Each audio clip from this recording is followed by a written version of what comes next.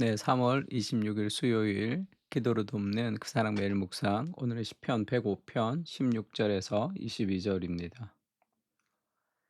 시편 오늘 보면 이스라엘 역사를 이야기하면서 지금 요셉의 이야기를 쭉 하고 있습니다.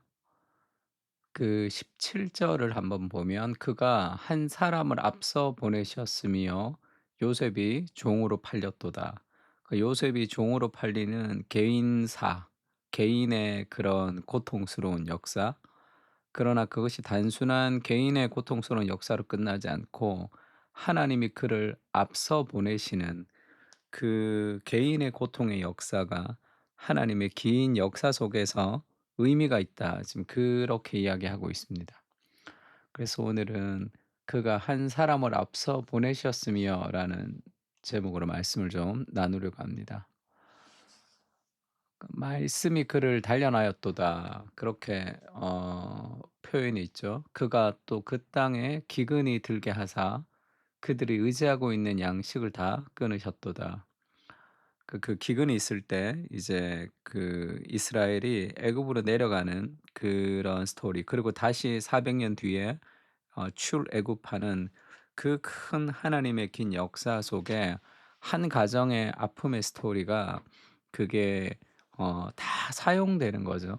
그러니까 요셉의 인생은 그 가정에서 고통을 당해서 형들이 자기를 죽이려고 해서, 그리고 팔려가서 애굽의 총리가 되는 거잖아요. 그리고 이스라엘에 기근이 들어서 지금 그 이스라엘이 그 애굽으로 내려와서 살고, 그 가족이 내려왔고 일단, 그리고 그 애굽에서 그들이 번성해서 그 애굽에서 살다가 애굽의 노예가 되었고, 그리고 다시 출애굽해서 가나안을 정복하는 그 모든 과정이 단순한 한 개인의 아픔과 슬픔이 아니라 하나님의 긴 역사 속에 의미가 있다는 겁니다. 그래서 그가 또 그 땅에 기근을 들게 하사 그들이 의지하고 있는 양식을 다 끊으셨도다. 지금 이스라엘이 400년 뒤에 출애굽을 하게 될 것이라는 것은 요셉과 요셉의 가족들은 참 그 당시에는 그 전체를 이해하기가 쉽지가 않죠. 그가 한 사람을 앞서 보내셨으며 요셉이 종으로 팔렸도다.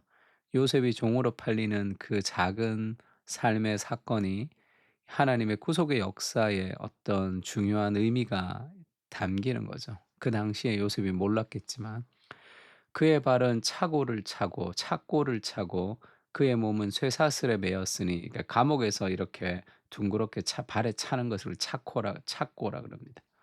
그리고 그의 몸은 쇠사슬에 매였다는 것이 감옥 안에서 정말 그렇게 매였다는 의미라기보다 그의 어떤 상황을 묘사하는 거죠. 근데 언제까지 그가 그 감옥에서 그렇게 고통하며 살았냐 하면 19 절에 여호와의 말씀이 응할 때까지라, 그의 말씀이 그를 단련하였도다. 그 당시에 요셉이 힘든 과정을 거치고 너무 억울한 일들을 계속 당하는 거잖아요. 왜 그 정의가 바로 세워지지 않고 악하고 권력 있는 사람들의 손에 의해서 요셉이 그렇게 고통을 당해야 되는지에 대해서 굉장히 힘든 그런 개인적인 억울함이겠지만, 그 과정까지도 하나님의 말씀이 응할 때까지 하나님의 말씀이 그를 단련시키는 과정이었다.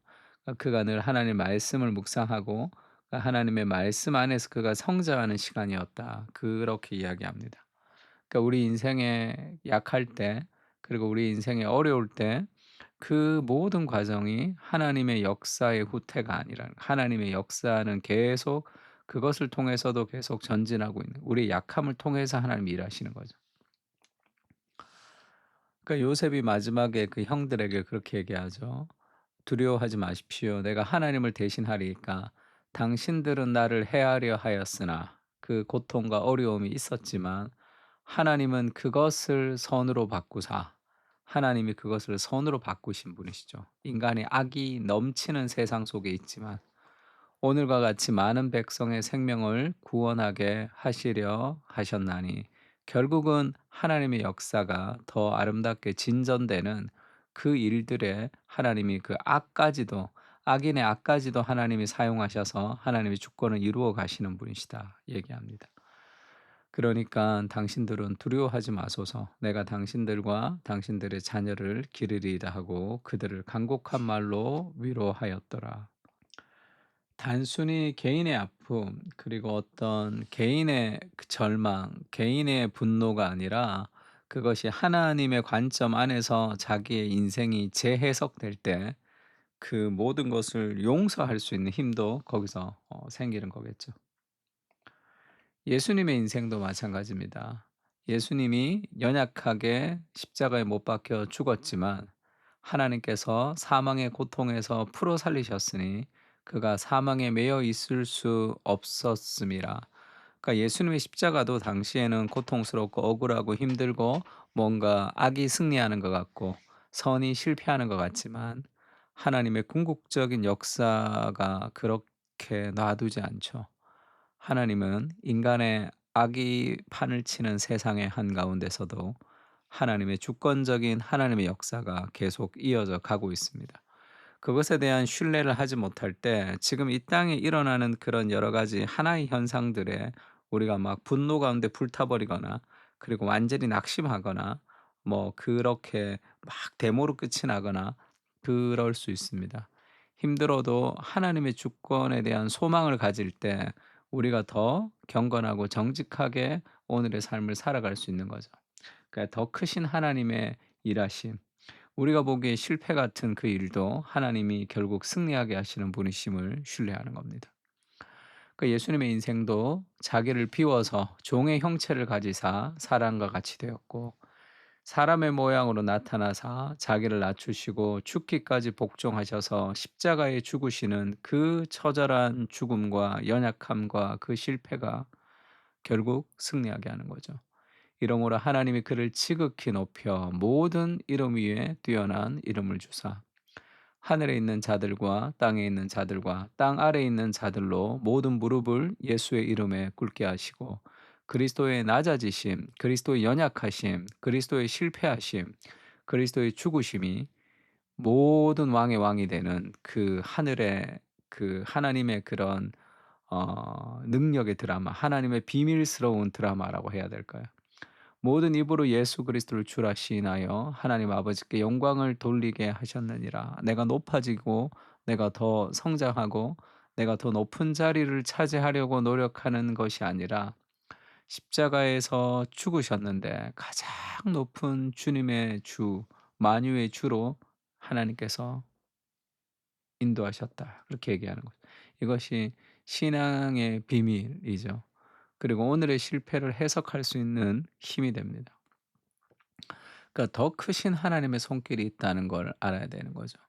왕이 사람을 보내어 그를 석방하며 뭇 백성의 통치자가 그를 자유롭게 하였도다.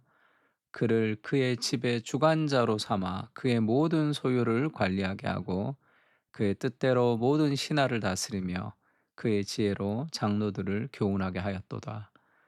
그 보디발의 집에서 그가 고생하면서 집사의 일을 배웠고 그리고 감옥에서 감옥을 다스리며 하는 그 행정 공무원의 일을 했고 그 삶의 지혜를 가지고 나라의 모든 소유를 관리하면서 일하는 그런 총리로서의 역할을 잘 감당했던 거죠.